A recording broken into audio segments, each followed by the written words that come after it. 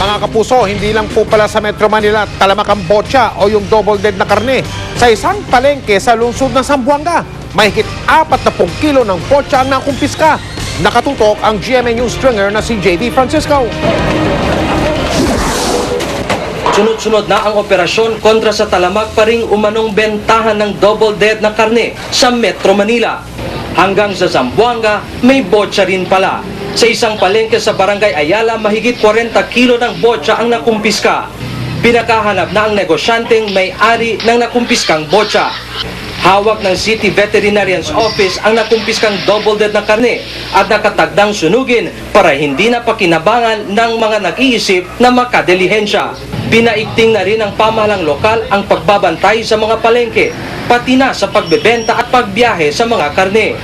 Ayon kay Dr. Mercy Padilla ng City Veterinarian's Office, hindi sa accredited slaughterhouse kinatay ang mga nakumpiskang double dead na baboy. Actually, stay diamond programa, a whole year stay. Every barangay sini-assign meat inspector, sila kil man monitor to the barangay. Todo dia. Sila man assist surveillance ng barangay.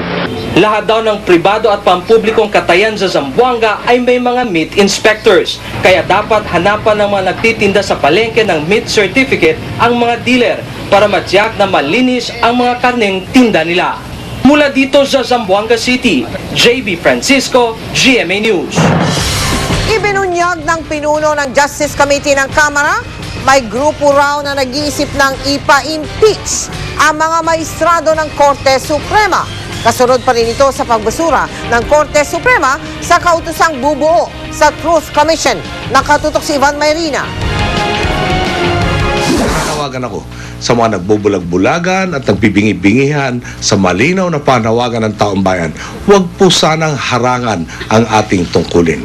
Palaban si Pangulong Noynoy Aquino sa pagbasura ng Korte Suprema sa kanyang kauna-unahang executive order. At tila may laman ang pahayag ng Pangulo nang tanungin kung posibleng magbunsod ng impeachment ang desisyong ito. Impeachment po nagmumula sa Kongreso. Meron po tayong mga boses na naririnig doon na nagmumungkahi nga ho, kung hindi sa isa, sa marami. Co-equal o magkakapantayang executive, legislative at judiciary sa ilalim ng ating pamahalaan.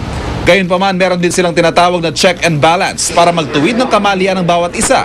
At kung ang Korte Suprema ang nagkakamali, hindi naman pwedeng the Supreme Court can check the executive, can check the legislative, the legislative can check the executive by the exercise of overriding yung mga veto. Kami naman ang check naman namin sa judiciary is through the impeachment.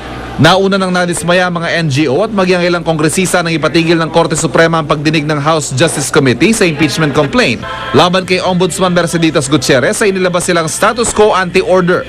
At ngayon, nasundan pa ng desisyong nagbasura sa EO number 1. Ayon kay Congressman Neil Tupas, sa chairman ng Justice Committee, may lumapit na raw sa kanyang grupo na nag-iisip na tutuluyan ng impeachment complaint ang mga mahistrado.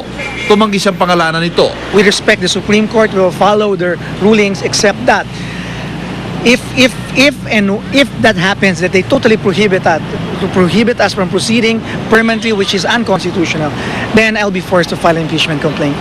Si Atty. Ibarra Gutierrez at ang grupong Akbayan naniniwalang basehan ng pagbotong ibasura ang EO number 1 para ma-impeach ang 10 mahistrado sa pangunguna ni Chief Justice Renato Corona. Sa tingin ko, that kind of gross misreading is going to be sufficient basis for a charge of impeachment. Sa gitna naman ng mga batikos, may paalala ang tagapagsalita ng Korte Suprema. Parang nuclear option yung impeachment. You should not go into it lightly. And if the impeachment is a result of the decision of the Supreme Court, it is a decision of the Supreme Court as a collegial body, not just the Chief Justice. May mga nagsasabing dahil sa desisyon, posibleng magtuloy-tuloy na ang banggaan ng Malacanang at ng Korte Suprema. Matatanda ang nagsimula ang hidwaan ng tutulan ni Noy Senador Aquino ang pagkakatalaga ng Noy dating Pangulong Arroyo kay Corona bilang Chief Justice. Imbes din sa punong mahistrado na karaniwang ginagawa, pinili ni Aquino na ibang magpanumpa sa kanya sa kanyang inaugurasyon. Ivan Mayrina, nakatutok, 24 oras. Mga kapuso, panoorin nyo at pakinggan nyo mabuti itong balitang ito. 2 electronic billboard sa Ortigas ang nabistong nagnanakaw ng kuryente. Yung iligal na koneksyon dun sa mga billboard na yon, nakakabit sa poste ng kuryente o ng ilaw. At kasama sa bayarin o bill, ng gobyerno. Ibig sabihin, ang mga mamamayang Pilipino na nagbabayad ng buwis ang siya palang sumasagot ng kuryente ng mga billboard na yun. Nakatutok si Dante Perello. Kung dati-rati sa mga bahay lang may jumper o illegal na koneksyon ng kuryente, ngayon, pati rin daw sa mga electronic billboard ay meron na rin. Nakumpirma ito ng MMDA nang makatanggap ng sulat mula sa isang complainant na ayaw munang pangalanan ng MMDA. Hindi dumaan sa metro at sa halip ay direktang nakakabit sa lamppost ang billboard. Pasado alas 11 kagabi nang simulang baklasin ng Sidewalk Clearing Operation Group ang illegal na koneksyon ng kuryente sa electronic billboard na ito sa kanto ng Meralco at Ortigas Avenue sa Pasig City. 7 taon na raw itong nag-ooperate ng 24 oras. Bukod sa konsumo nito sa ilaw ay may dalawa pa itong air conditioning system para hindi mag-init ang mga ilaw nito. Kaya isipin na lamang daw ang halagang nalilibre ng kumpanyang Outcome na ayon sa MMDA ay siyang nagpapatakbo nito. Pero bakit pa raw kailangan nilang gawin ito? Gayong tinatayang nasa 2 hanggang 3 milyon naman daw ang kinikita nila kada buwan mula sa mga advertisers. Sabi nga nila legitimate, may mga documents sila pero so far wala namang naipe-present po. Pero most probably kailangan mahinto muna itong mga itong illegal activities nga ng jumpering, tappering. Nakausap ng GMA News si Fitz Leonard Paredes, Business Development Officer ng Outcome, pero tumanggi muna siyang magbigay ng anumang pahayag o komento kaugnay dito. Illegal rin daw ang koneksyon ng kuryente sa electronic billboard na ito sa kanto ng Julia Vargas at Meralco Avenue.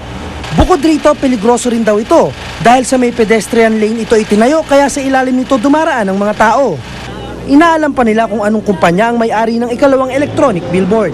May mga dala na tayo mga engineers and electrician na track down naman na talagang hindi siya dumaan sa meter. Dumaan po siya, nag-connect siya sa lamppost. Na which is, it is a government control area na minsan binabayaran din natin ng gobyerno natin. Inihahanda na raw ng MMDA ang pagsampa ng kasong pilferage o economic sabotage dahil sa milyong halaga ng nanakaw na kuryente kung saan ang gobyerno raw ang nagbabayad at taong bayan rin dahil sa system loss charge. Maaaring hindi lamang daw ito ang may jumper kaya sa darating na araw ay i-inspeksyonin rin nila ang iba pang mga electronic billboard. Dante Perello, Nakatutok, 24 Oras. Iba't ibang palamuting pamasko pa rin ang ibinida ng ating mga youth scoopers. Sa isang barangay nga sa Pasig, meron pang paligsahan sa pagandahan ng dekorasyon. Nakatutok si Josh Villanueva.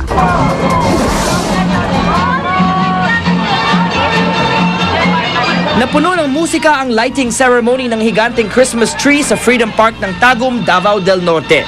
May taas itong 106 feet. Ayon kay Youth Scooper Syrian Anthony Durban, ilang taga-Embassy of China ang kabilang sa daan-daang nanonood ng kasiyahan.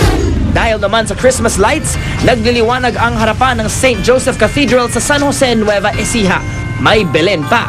Nakunan niya ni Youth Scooper Drendalin Ulanday. May Christmas decoration competition naman sa Barangay Ugong, Pasig. Kaya naman, todo gayak pamasko ang labas ng ilang bahay.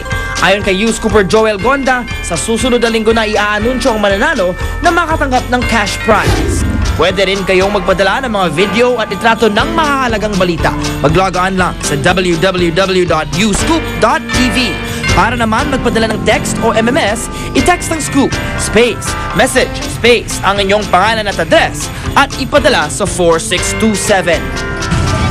Paalala lang po sa ating mga youth scooper, yun lamang pong mga video at litrato na pagmamayari nyo mismo ang ipadala sa amin. Tandaan ninyo mga kapuso, basta't may balita sa lugar ninyo, i-youth scoop ninyo. Chika Minute! Good Friday evening mga kapuso, end of the week na pero tuloy-tuloy pa rin ang chikahan. Labi po umaasang makakasama sa Pasko ang rumored boyfriend na si Congressman Ronald Singson na may drug case sa Hong Kong. At matapos ang kanyang successful solo concert, Eli Buendia nagpaplano ng part 2. Gagawa rin ng bagong album. Sasabak na rin kaya siya sa pag-arte? Tutukan ang mga detalye, kaya huwag bibito. Susunod! Lalaking ng boboso sa pampublikong palikuran gamit ang cellphone. Kalaboso! Bangkay ng 2 lalaking hinihinalang sinalvage. natagpuan sa Quiapo, Maynila. Ang mga hayop sa Malabon Zoo, may Santa Claus din. Mapapanood natin sa pagpapatuloy ng 24 oras.